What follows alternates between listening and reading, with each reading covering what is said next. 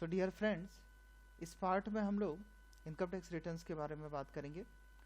Total 7 forms हैं income tax के, जो जिसमें से किसी एक को, किसी पर्सन को, असेसी को भरना होता है।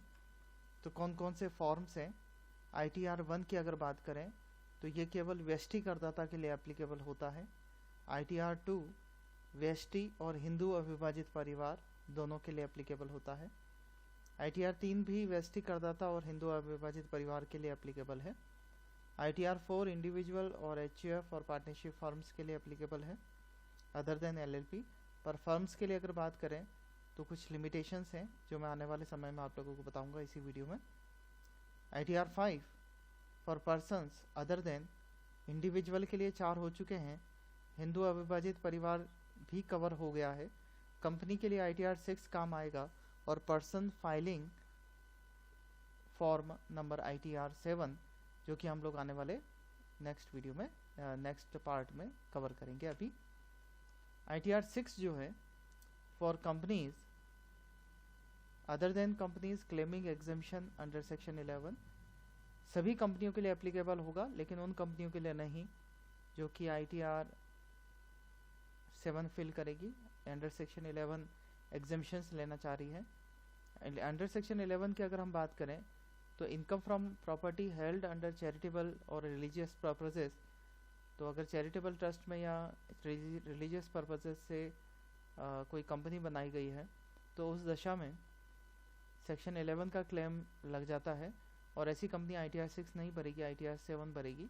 तो ITR 7 पे अगर चलें तो ये रूल दिया है, for person including companies required to furnish return under section 139 4A 4B and 4D only।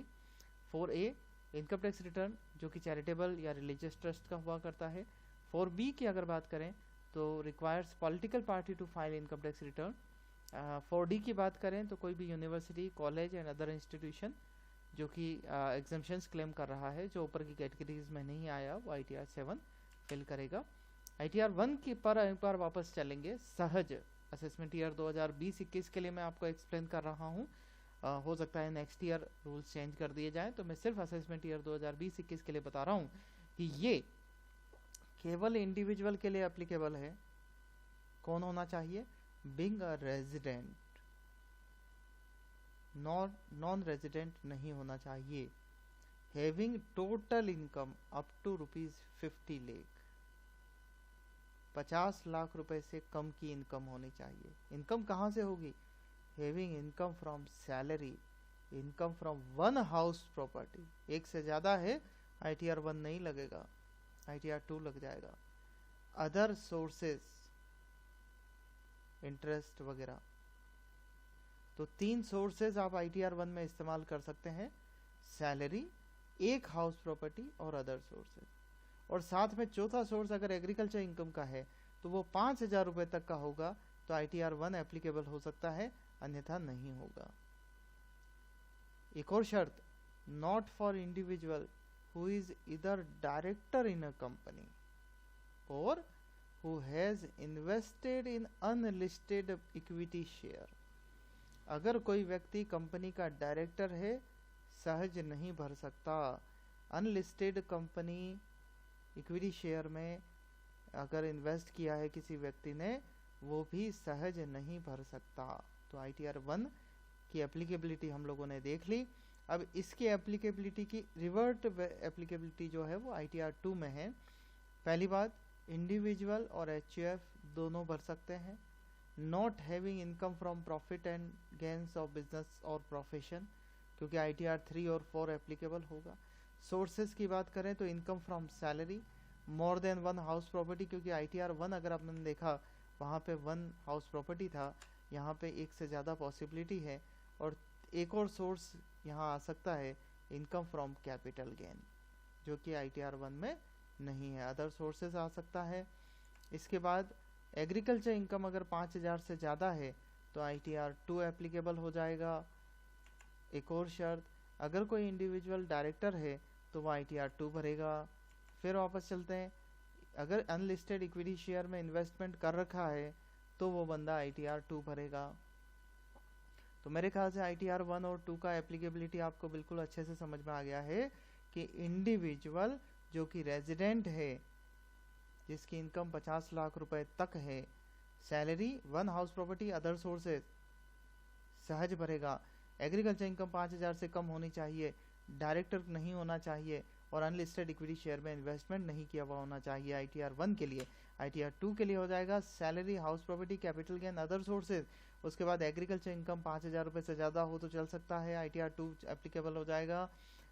किसी कंपनी का डायरेक्टर है, एप्लीकेबल हो जाएगा ITR 2, और किसी अनलिस्टेड कंपनी के अनलिस्टेड इक्विटी शेयर्स में इन्वेस्टमेंट कर रखा है, ITR 2 एप्लीकेबल हो जाएगा। तो ये गैप हो गया ITR 1 और 2 के बीच में। अब चलेंगे सीधे एक बार ITR 4 पे, क्योंकि 3 ITR 4 एप्लीकेबल नहीं होगा तो 3 एप्लीकेबल हो जाएगा इसलिए। तो for individual HUF partnership firm other than LLP being a resident having total income up to ₹50 lakh, 50 lakh से ज़्यादा है, याद रखिए ITR 3 एप्लीकेबल हो जाएगा। And having income from business and profession which is computed under section 44 AD का परिकल्पित आय, presumptive income वाला, बिजनेस के ऊपर जो आप कैलकुलेशन लेते हैं। 44 ADA प्रोफेशनल का परिकल्पित आय, 44 AE hiring of vehicles, loading tempos, trucks etcetera, not for an individual who is either director in a company or not for individual who has invested in unlisted equity share। Company का director है, ITR 4 नहीं लगेगा, ITR 3 में जाना होगा या 2 पे जाना होगा, और अनलिस्टेड इक्विटी शेयर और बिजनेस साथ में है, इन्वेस्टमेंट भी कर रखा है तो ITR 3 पे जाना होगा।